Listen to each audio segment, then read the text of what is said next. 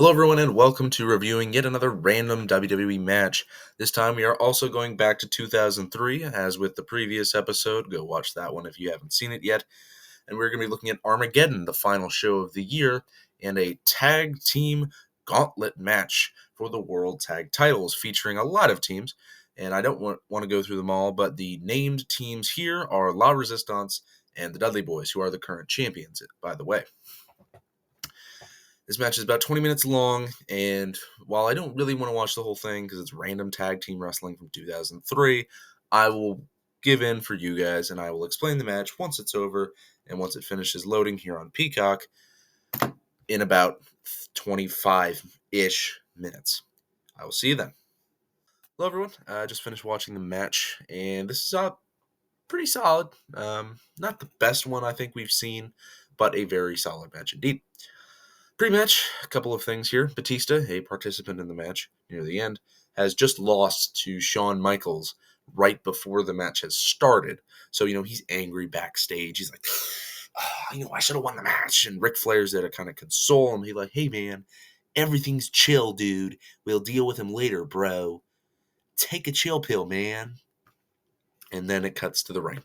La Resistance and Hurricane and Rosie start up the bout. And nothing interesting happens, and it's just Lawler making insane comments on commentary. Let me just go over two of the big things he says. Rosie is Satan in India, and something about Saddam Hussein. That's Lawler commentary for you.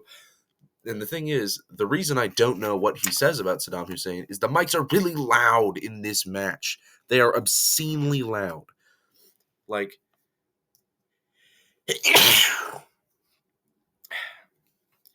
if this is the microphone, right, and this is where you pick the audio up from, normally a general person talking would hold the mic somewhere around here relative to their mouth, or the mat in the sake of the ring. They're holding it like here in reference to the mat, and it can pick up everything. Like the referee, again, in back-to-back episodes of these, is talking insanely loud. It's Mike Chioda in this one. I didn't know the guy previously. But nonetheless, to end this first piece of the match, Rosie is sitting in the corner, and then Hurricane climbs on his shoulders, does a little frog splash, and eliminates La Resistance.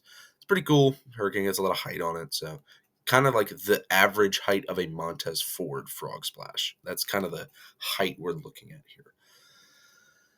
Next up are Mark Jindrak and Garrison Cade. Almost forgot his name there. They immediately eliminate Rosie and Hurricane. They're running in, and they come in from behind, so Rosie and Hurricane are not ready. They're looking the other way. They run in, and then Garrison Cade throws Rosie out of the ring, and they leave. And then Mark Jindrak is able to just come up behind Hurricane, roll him up, 1, 2, 3, and just eliminate them. And they're sitting there like, huh? How do we get eliminated? And I'm like, you got pinned, bud. I don't care how surprising it was to you. You got pinned. Nonetheless, next up is Lance Storm and Val Venis. And Val Venis is accompanied by his lovely ladies. And they are the centerpiece of the crowd for this match because that's all the crowd does. They do not care about the match. They chant boring at part of the match, or at least what sounds like it, because it kind of goes, boring. It's so boring they can't even be bothered to enunciate the word boring. At the beginning of the match, Val Venis takes his towel off, and everybody's like, ooh! But he doesn't even do it in a Val Venis way. He's wearing his towel, and he takes it off. He doesn't, when he does it, he just takes it off, rolls it up, puts it on the side, and everyone's like, whoa! This is the coolest thing they've ever seen. And I know you're really close to seeing, Val Venis's stuff, which is, well, but it's not that serious. Garrison Cade knocks over Val Venis while he's going for a suplex. It's kind of over the rope. So if the rope is, right in the middle of the screen here, he's got him hooked. He's got him ready for a suplex. But Garrison Cade knocks his knees out, so he falls down like this, which causes Jindrak to fall onto Val Venis and get the 3. So that eliminates Val Venus and Lance Storm. Next up, the Dudleys, who are the reigning champions, as I said. They come in, they chant for tables. Ooh, the crowd does. Heels dominate Devon for like 7 minutes. It's really boring. Then Bubba comes in, and he gets thrown into the steps on the outside. That's done by Lance Cade on the outside. After Devon tags back in as a 3D, Dudleys win. Steiner and Test are next. They're the last official entrants in this match, according to the commentary team. They come in. Bubba sells a corner bump well.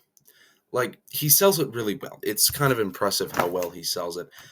So, basically, generally, if this is the mat, if you're taking a corner bump, you kind of fall so you can kind of protect yourself as you fall. You bring your arms down so you don't land flat on your face. But Devon does not do that.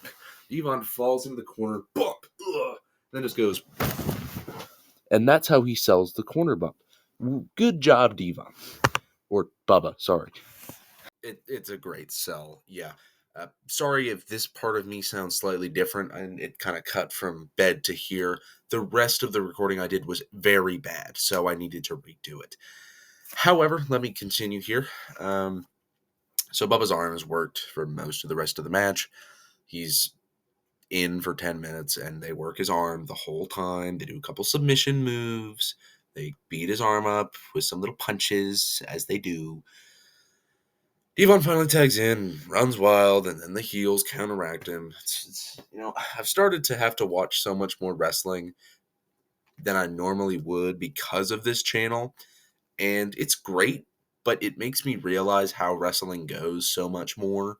Like, when I watch Raw now, I'm like, yeah, I see how this match is going to go. It's just going to throw him out of the ring, and then the heels are going to come in, and then they're going to beat him up, and then the match can be over. Like, I know how the match is going to go at this point.